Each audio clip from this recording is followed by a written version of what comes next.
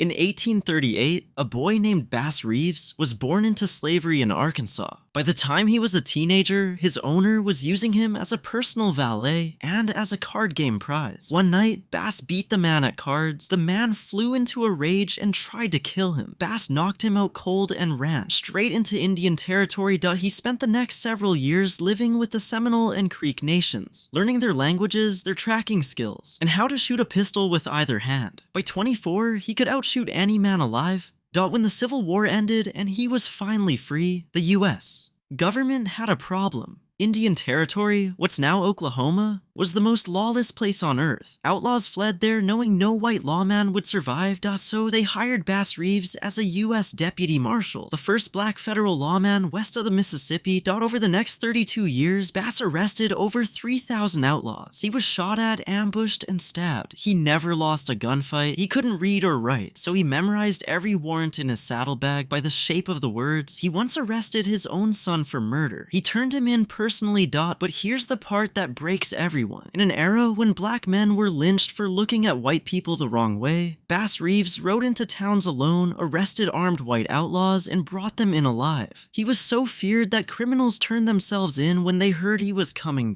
When he died in 1910, the local newspaper wrote that he had arrested more men than any other marshal in the West. And then, for almost 100 years, America forgot him.